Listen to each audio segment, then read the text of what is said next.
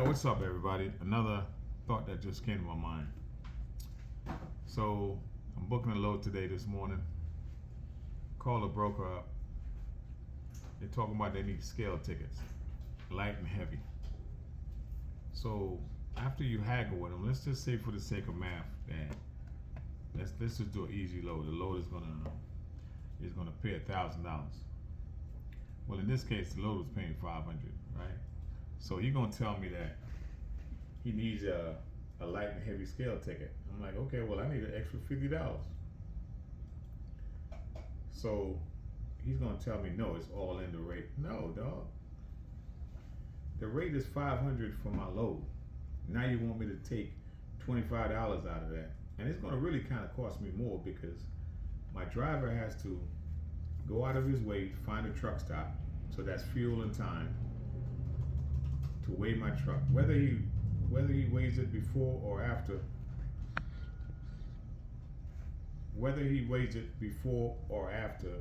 he picks the load up or after he delivers it to get an empty weight, it's still time, and fuel. My driver time, my truck time. So some of y'all are not really pushing back on these brokers because they think that they could just tell you that, oh, you need a light and heavy scale ticket. And just like I said, man, if you're used to eating shit with ketchup, you find it hard to believe that steak and A1 sauce tastes better, right? Because you're just used to eating shit with ketchup. And I think that's what a lot of you dispatchers, a lot of you truck owners are not realizing the shit that you're used to, man. We need to make a change in this bullshit. Okay? You can't expect a broker, like these brokers think that they if I don't do it, you're gonna do it. You cannot waste time like that, man. You need a light and heavy scale ticket. That's separate from what you and I talk about hauling the freight for. Remember, driver and freight, 4 1/4 per mile. Stop this rhetoric about $2 a mile bullshit, man. Where does that shit come from? That shit came out when I was still in high school. When I was still in high school, my man, look, you see my beard, bro? I got gray hair in my beard right now. Okay? That's a long time ago. $2 a mile, that's when diesel was 50 cents a gallon. $2 a mile, that's when Buck Rogers in the 25th century, they were saying by the year 2025 we was going to be having flying cars and everything. That shit didn't work out. There ain't no cars flying. But back in the day, they said 2025. Some of y'all remember that show, Buck Rogers in the 25th century? Yo, Jay, you remember that show? You was not even born yet. There used to be a show back in the day on NBC called Buck Rogers in the 25th century. There was like a spin-off of Star Wars or whatever.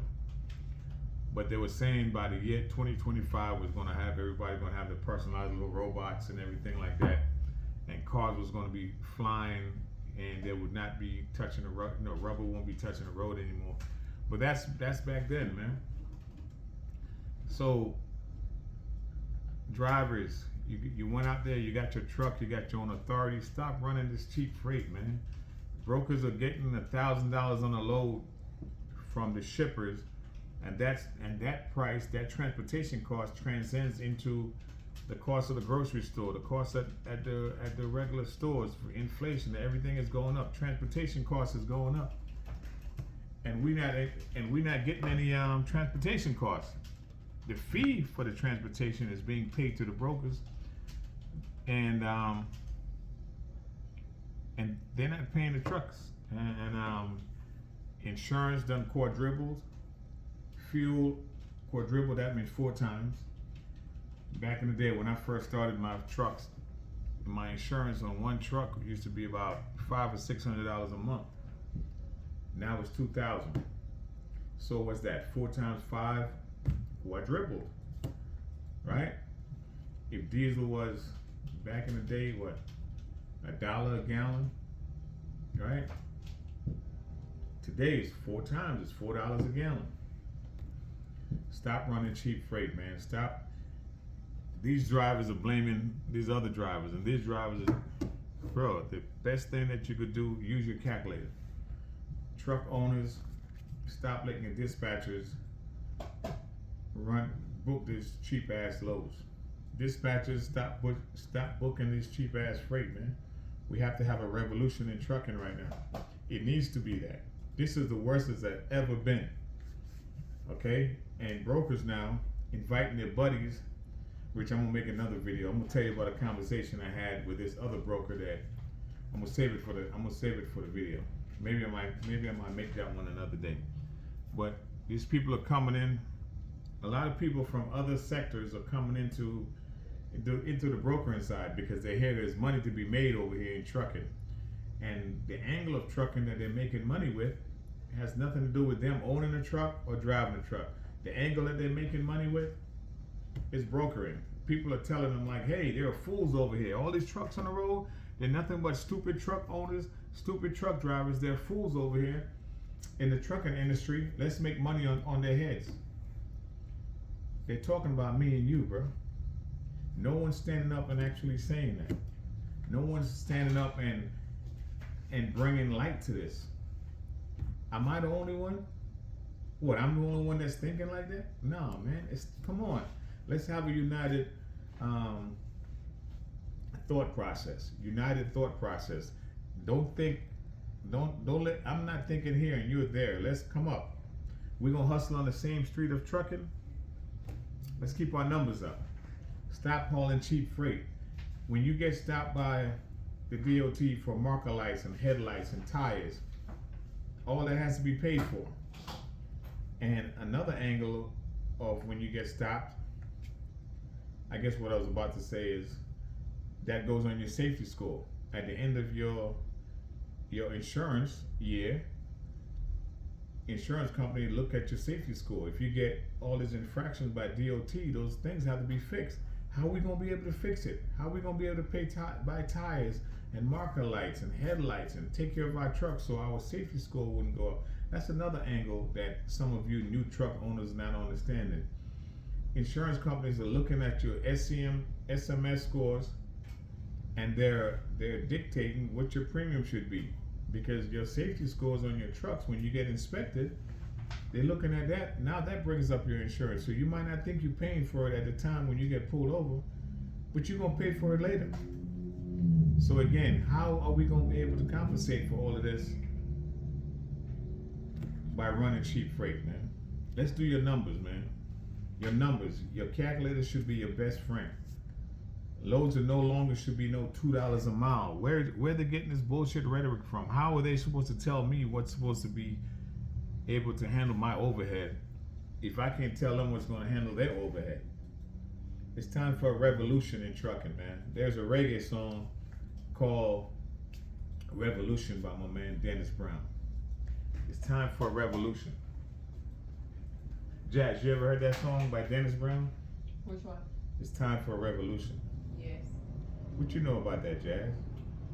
Huh? What you mean? I don't. He said, It's time for a revolution.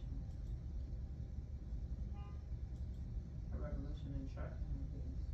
in Revolution, intended by Dennis Brown. I'm gonna play it for y'all.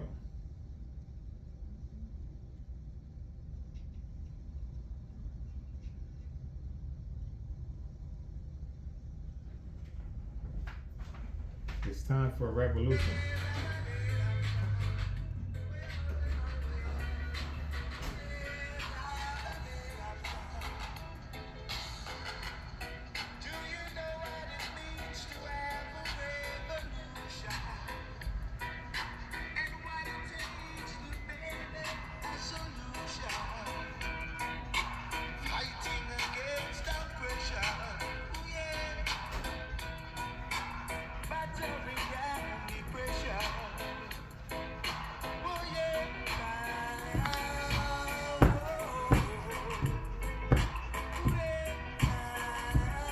Yeah.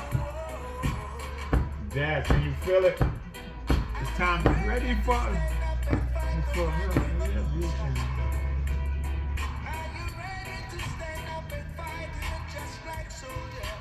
Yes, we got to be soldiers.